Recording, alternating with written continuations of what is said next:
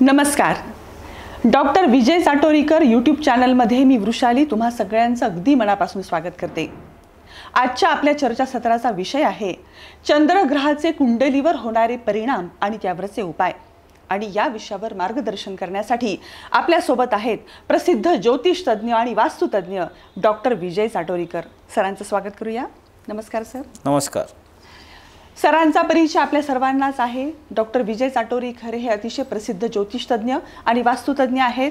मागील 25 ते 30 वर्षांपासूनचा या क्षेत्रामधील सरांना समृद्ध असा अनुभव आहे. तर आजचा जो विषय आहे की चंद्रग्रहाचे कुंडलीवर होणारे परिणाम आणि उपाय. कवितांमधून चित्रपटांमधून भेटणारा चंद्र हा आमच्या सर्वसामान्यांना जो दिसतो तो खूप वेगळा असतो, तो खूप सुंदर असतो, सुरेल असतो. पण ज्योतिषशास्त्राच्या दृष्टिकोनातून एक ज्योतिषी म्हणून या चंद्रग्रहाकडे तुम्ही कसं पाहाल?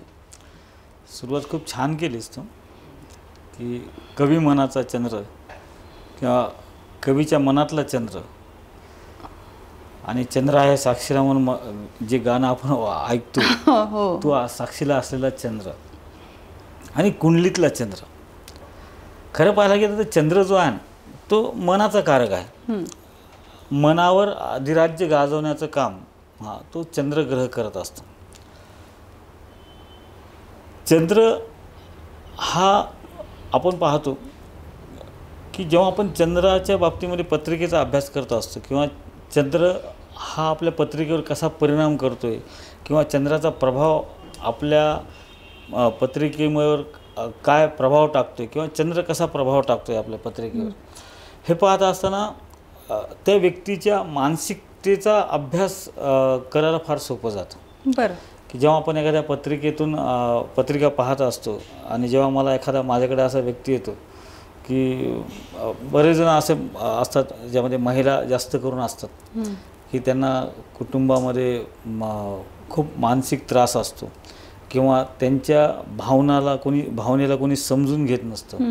त्यांची इमोशन्स त्यांना प्रकट करता येत नाहीत किंवा बऱ्याच ठिकाणी असं असतं की इमोशनली स्वभाव असल्यामुळं कामाच्या ठिकाणीसुद्धा त्यांना गृहीत धरलं जातं किंवा कामाच्या ठिकाणीसुद्धा त्यांना इमोशनल आहे किंवा त्यांना स्वतःचे हक्क मागून घेता येत नाहीत किंवा ओढून घेता येत किंवा हक्कानं काही गोष्टी मागता येत नाहीत कारण ते इमोशनल असतात. आणि जे इमोशनल असतात ते स्वतःपेक्षा दुसऱ्यांचा जास्त विचार करत असतात आणि त्यामुळं त्यांना मानसिक त्रासाला सतत त्यांना सामोरे जावं लागतं. आणि त्याचा पुढे जेव्हा तो अति होतो मग त्याचाच परिणाम पुढे फ्रस्ट्रेशनमध्ये डिप्रेशनमध्ये हे आपल्याला प्रभाव पाहायला मिळतात. तर चंद्राचा प्रभाव आपल्या पत्रिकेमध्ये जो असतो ना, चंद्र हा तुमची मानसिकता दर्शवत असतो.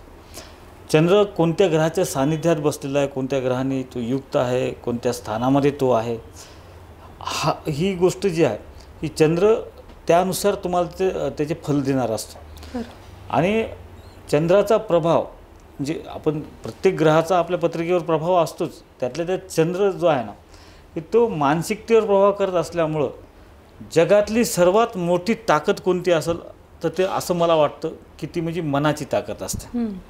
की जेव्हा एखाद्याचं मन ठरवतं की अमुक गोष्ट करायची आणि त्याच्यातलं ते बल जे असतं ते वाढवण्याचं काम ते मन करत असतं. पण एखाद्या व्यक्तीचं मन कमजोर असेल आणि त्यानं जर ठरवलं की मी लहानातली लहान छोट्यातली छोटी गोष्ट मी ही करू शकत नाही, माझं मन सांगतं की मी हे नाही करू शकत, तर साधी पेनसुद्धा आपली तीसुद्धा उचलू मी शकत नाही मला तर तो माणूस मनानं जर ठरवलं ते मी नाही उचलू शकत तर नाही उचलू शकणार. कारण सगळ्यात जगात मोठी ताकद कोणती असते ती मनाची असते. मग ती तुम्हाला कौटुंबिक जीवनात तेवढीच महत्त्वाची असते, तुमच्या प्रोफेशनल जीवनामध्ये तेवढीच महत्त्वाची असते, तुमच्या सामाजिक जीवनामध्ये पण तेवढीच महत्त्वाची असते आणि तसंच तुमच्या आरोग्यासाठी पण तेवढीच मनाची ताकद महत्त्वाची असते. कारण साधा अशा ज्याचा मन कमजोर असतं त्यांना साध्यातला साधा आजारसुद्धा खूप त्रास देतो. पण ज्याचं मन कठोर असतं ते दीर्घ आजारालासुद्धा सामोरे जाताना आत्मबलानं सामोरे जाऊन त्याच्यावरसुद्धा मात करण्याची मानसिकता ठेवतात. तर असे अनेक उदाहरणं माझ्याकडे मी पाहिलेले की त्यांना असे फार धुरंधर आजार झालेले असतानासुद्धा मनानं ते आनंदित, प्रफुल्लित, उत्साहित आहेत आणि ते म्हणतात माझा आयुष्याचा एक भाग आहे, ते झालं त्याला त्याच्यासोबत मला जगायचं आणि त्यासाठी मार्ग शोधतात. त्यांचं मन त्यांना ते मार्ग शोधायला मजबूर करतं किंवा ते त्याच्यात आनंद घेतात. आणि काही लोक असे असतात की छोट्या छोट्या गोष्टीमुळे, ज्या गोष्टीला फार काही व्हॅल्यू नसते, पण त्याच्या गोष्टीमुळे ते नाराज असतात की अमुक माझ्या नशिबात असं. मला आता शुगर झालं, BP झालं, हे फार कॉमन गोष्टीत आजकाल आपण बघतो की बऱ्याच लोकांमध्ये ते असतं. वयाच्या 40 नंतर कोणाला होतं, आजकाल ते लवकर पण होतं. पण हे असं माझ्याच नशिबी का झालं, मग ते मन स्वतःला दोष देत राहतं. त्यामुळे निगेटिव्हिटी एक त्यांच्या मनामध्ये, मन चंद्र जर कमजोर असेल तर त्या व्यक्तीच्या पत्रिकेमध्ये चंद्र जर कमजोर असेल तर की निगेटिव्हिटी वाढत जाते. तर त्यासाठी चंद्र हा आपल्या पत्रिकेतला फार महत्त्वाचा रोल निभावत असतो. त्यामुळे आपला पत्रिकेतला चंद्र कसा आहे, त्याला स्ट्रॉंग कसं केलं पाहिजे, ह्या सगळ्या गोष्टीचा आपण अभ्यास करणं गरजेचं असतं. नक्की सर. चंद्राचा आणि मनाचा खूप जवळचा संबंध आहे, पण यामागे नेमकं कारण काय, म्हणजे काय असा चंद्राचे असे कुठले गुणवैशिष्ट्य आहेत की जे आपल्या मनावर इतके परिणाम करतात? काय की जेव्हा आपण 12 राशी पाहतो ना, त्या 12 राशीमध्ये 2च ग्रह असे आहेत की ते एकाच राशीचे स्वामी आहेत. की ते एक म्हणजे चंद्र आणि दुसरा म्हणजे सूर्य. सूर्य हा सिंह राशीचा स्वामी आहे, तो इतर कोणत्याही राशीचा स्वामी नाही. आणि चंद्र हा कर्क राशीचा स्वामी आहे, तो इतर कोणत्याही राशीचा स्वामी नाही. चंद्र जो आहे तो जलतत्वाचा आहे. पाणी कसं असतं की पाणी संघर्ष नाही करत कोणासोबत, मार्ग शोधत निघत. ते समोरच्या सोबत संघर्ष करण्यामध्ये इंटरेस्टेड नसतं कधीच. शीतल वृत्ती की जिकडे उतार मिळेल, समोर एखादा डोंगर आला, एखादा काही आला तर त्याच्यावर चढण्याचा प्रयत्न नाही करणार. त्याच्या भोवतालून कुठून रस्ता मिळतो का आपल्याला ते शोधणार, त्यासोबत युद्ध नाही करणार कधीच. तर असा स्वभावाचा व्यक्ती किंवा जे कर्क रास असते किंवा चंद्र त्याचा स्वामी आहे. आणि चंद्र हा ग्रहच मानसिकतेवर डिपेंड आहे, त्या मनाचं कारकत्व करतो. तर त्याचं कारण काय आहे की आधी माणसाचं मन फार महत्त्वाचं असतं. की एखाद्या गोष्टीतून चांगलं घ्यायचं का वाईट घ्यायचं हे बुद्धीपेक्षा मन लवकर ठरवतं. जास्त करून मनच त्याच्यावर असतं. एखादा प्रॉब्लेम आपल्या जीवनामध्ये असतो, त्याचा इश्यू किती करायचा हे मन ठरवतं. प्रॉब्लेम एवढा असेल तर त्याला एवढं करायचं, एवढा प्रॉब्लेम असेल त्याला एवढंच ठेवायचं, हे मन ठरवतं. त्यामुळे चंद्र आपल्या पत्रिकेतला फार महत्त्वाचा असतो. आणि त्या रिलेटेड तो जलतत्वाचा असल्यामुळं तो संघर्ष करण्यापेक्षा तो आपला निमूटपणे मार्ग शोधण्यावर करतो. पण एवढं करत असताना त्याच्या मार्गामध्ये सातत्यानं त्या नम्रतेमुळं जर त्याला सतत अडचण येत असतील तर कधी ना कधीतरी जेव्हा त्याचा प्रभाव वाढतो तेव्हा तिथं मग फार मोठा पूर येतो. मग तो मानसिकतेचा पूर असतो, भावनेचा पूर असतो. ह्या सगळे जे पूर येतात त्याच्यातून मग काहीतरी विचित्र काही गोष्टी घडत असतात. त्यामुळं चंद्र हा चांगला असणं कधी पण गरजेचं असतं. कारण चंद्र जर बिघडला तर चंद्र जर चांगला असेल तर माणूस आध्यात्मिक वृत्तीकडे जातो. चंद्र जर पापग्रहांनी युक्त असला तो अतिरेकी विचाराकडे जातो. आणि चंद्र जर कमजोर असला तर तो डिप्रेशनकडे घेऊन जातो. तर चंद्र फार महत्त्वाचा आहे आपल्या पत्रिकेतला की तो माणसाच्या भल्या व्यक्तिमत्वाला सुद्धा तो एकदम फ्रस्ट्रेशनमध्ये नेतो, डिप्रेशनमध्ये नेतो किंवा एखादी अशी घटना त्याच्याकडून घडून टाकतो की ती अतिरेकी विचाराची घटना असू शकते. तर ह्या सगळ्या गोष्टीचा आपण जेव्हा चंद्राच्या दृष्टिकोनातून विचार करतो की त्यासाठी आपली पत्रिकेतला चंद्र कोणत्या स्थानात बसलेला आहे, कोणत्या ग्रहाच्या सानिध्यात बसलेला आहे हे पाहणं फार गरजेचं असतं. अगदी बरोबर.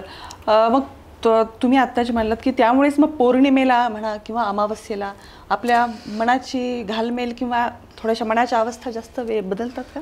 नक्कीच. कारण पर्सेंटेज वॉटर लेवल जी आहे आपल्या शरीरामध्ये ती अबोव 70% आहे. आणि आपण पाहतो की अमावस्येला पौर्णिमेला आपण समुद्राला सुद्धा भरती आवट येतो. त्याचं कारण आहे की तो चंद्रच आहे. त्या चंद्रामुळंच ती भरती आवटी येत असते. आणि जेव्हा अमावस्या आणि पौर्णिमा असते तेव्हा भरती आवटी येते, ते वॉटर लेवलवर त्याचा इम्पॅक्ट काहीतरी होत असतो. तसं आपल्या शरीरामध्ये सुद्धा 70% वॉटर लेवल असल्यामुळं आपली मानसिकता अस्थिर होण्यासाठी ते फार कारणीभूत असतं. त्यामुळे आपण पाहतो की अशा वेळेला अशुभ घटना घडणे, अपघात होणे, घरामध्ये टोकाचे वादविवाद होणे किंवा त्या वादविवादातून एखादी अशी कृती अनपेक्षितपणे घडणे की त्याच्यामध्ये त्या आयुष्यात स्वतःला माफ न करणे किंवा आपल्या हातून अशी एखादी कृती घडणे की आपल्या एखादं फार मोठं नुकसान आपलं स्वतःचं आपल्या हातून होऊन जाणे, नंतर पश्चाताप करण्याला एकदा होऊन गेल्यानंतर एकदा बंदुकीतून गोळी निघून गेली तर त्याचं डायरेक्शन आपण नाही चेंज करू शकत, ते पास्ट होऊन जातं. म्हणजे भावना एक्स्ट्रीम लेवलला भावना ज्या असतात की त्या भावना एक्स्ट्रीम लेवलला पोहोचवण्याचं काम हे चंद्र करत असतो.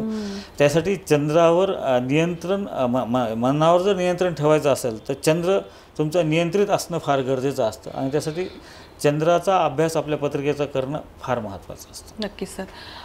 एवढ्या वर्षांच्या अनुभवामध्ये तुमच्याकडे आता इतके क्लायंट येऊन गेले असतील, इतके तुम्हाला अनुभव असतील, तर तुम्ही कसं ओळखता? समजा एखादी व्यक्ती तुमच्यासमोर आली आणि तिच्याकडे पाहून कळतं की या व्यक्तीच्या कुंडलीमध्ये चंद्र कमजोर आहे किंवा मग तो चांगला आहे, कसं कळतं? बरेचदा काय असतं की ज्योतिषशास्त्राचं जेव्हा मी आता आपण प्रॅक्टिस म्हणू किंवा कन्सल्टिंग जेव्हा मी करतो तेव्हा कोणती व्यक्ती जेव्हा पाहतो ना तर जेव्हा समोर येऊन बसते आणि त्यांची पत्रिका मी पाहतो, त्यातल्या त्यात जेव्हा मी त्यांच्या चंद्राबद्दल त्यांना बोलतो की एखाद्याचं चंद्र कमजोर असेल तर मी त्यांना सांगतो की बुवा तुम्ही दुसऱ्यांचा खूप विचार करता, तुम्ही दुसऱ्यांना हर्ट नाही करत, किंवा आता फॅमिली बाबतीत असेल तर तुम्ही घरामध्ये सगळ्यांसाठी भरपूर गोष्टी काही करतात पण तुम्हाला तुमचं मत मांडता येत नाही आहे, तुम्ही समोरच्याला हर्ट होईल म्हणून काही बोलत नाही आहेत, एखाद्याच गोष्टीचा विचार जास्त करत राहता किंवा सतत एखादी गोष्ट मनाला लावून घेता, छोट्या छोट्या गोष्टी मनाला लावून घेता.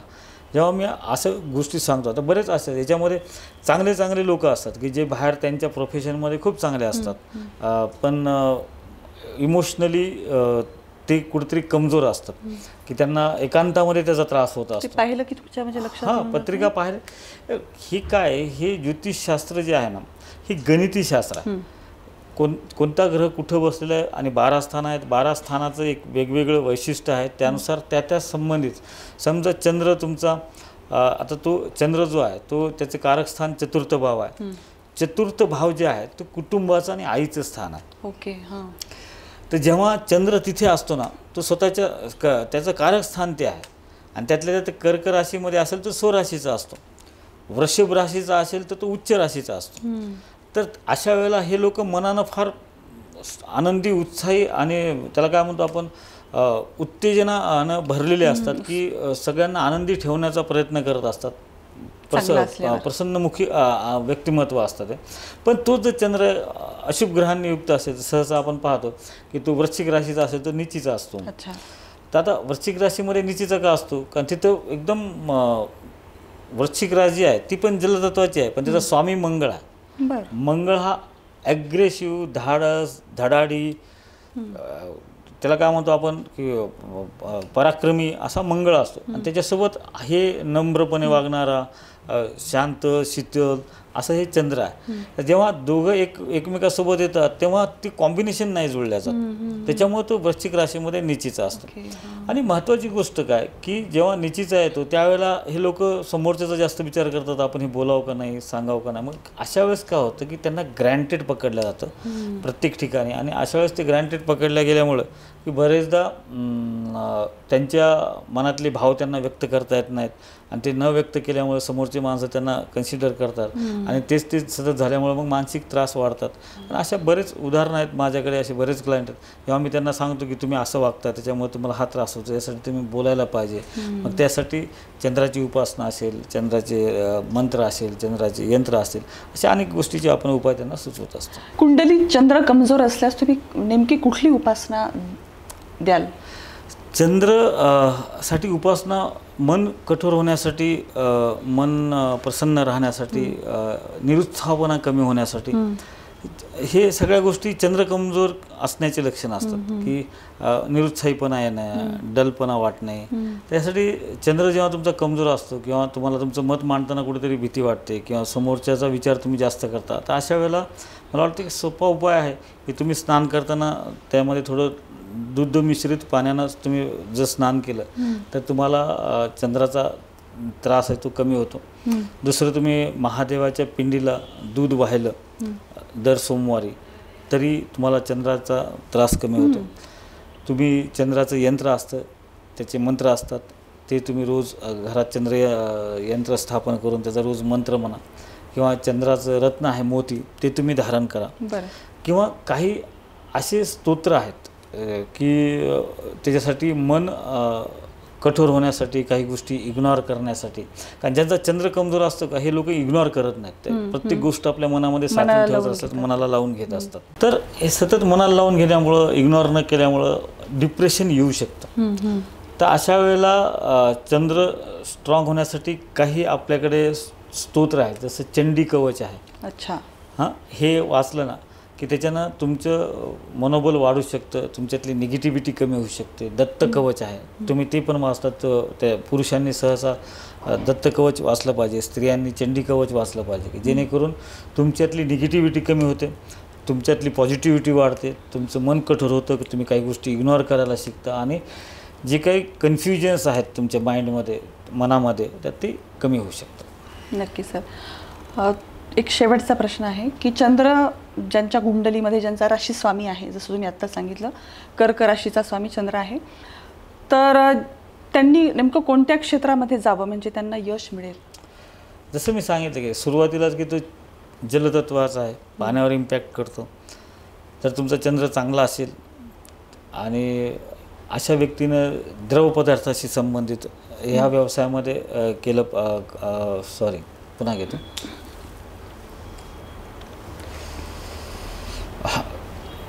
जसं चंद्र बाबतीमध्ये जर व्यावसायिक किंवा करिअरच्या दृष्टीने ठरवलं आपण, तर चंद्र हा पाण्याशी संबंधित किंवा द्रवपदार्थाशी संबंधित व्यवसायामध्ये चांगलं यश देतो. त्यासोबतच तो कला क्षेत्रामध्ये पण चांगलं यश देतो. दुसरं शैक्षणिक क्षेत्रामध्ये जिथे की विद्यादानाचं काम होतं, अशा ठिकाणी, अशा क्षेत्रामध्ये तुम्ही कार्य करू शकता. आणि खाद्यपदार्थाशी संबंधित व्यवसायामध्ये किंवा क्षेत्रामध्ये तुम्ही काम करू शकता. असे अनेक क्षेत्र आहेत की ज्यामुळे ते चंद्रानं ते प्रभावित असतात आणि त्याच्यामध्ये आपण चांगल्या प्रकारचं काम करू शकतो. नक्कीच सर. चंद्राचे कुंडलीवर नेमके काय परिणाम होतात, शुभ अशुभ जे काही आहेत ते, हे सरांनी अतिशय छान सांगितलं. आणि जर चंद्र नीचीचा असेल तर त्यासाठी कोणती उपासना केली पाहिजे हे सुद्धा सरांनी खूप छान समजून सांगितलेलं आहे. त्यासाठी सर तुमचं खूप खूप मनापासून आभार आहेत. धन्यवाद आहेत. भेटूया पुढच्या भागामध्ये. आपण दर आठवड्याला या यूट्यूब चॅनलच्या माध्यमातून डॉक्टर विजय चाटोरीकर सरांशी भेटणार आहोत आणि अनेक प्रश्नांशी त्यांच्याशी चर्चा करणार आहोत. खूप गोष्टी जाणून घेणार आहोत, खूप उपाय जाणून घेणार आहोत. त्यामुळे प्रत्येक वेळेस हा भाग आवर्जून पहा आणि त्याचे नोटिफिकेशन्स तुम्हाला मिळण्यासाठी या डॉक्टर विजय चाटोरीकर या यूट्यूब चॅनलला सबस्क्राईब करा आणि अवश्य लाईक आणि कमेंटच्या माध्यमातून आमच्याशी कनेक्टेड राहा. भेटूया पुढच्या भागामध्ये. तोपर्यंत धन्यवाद.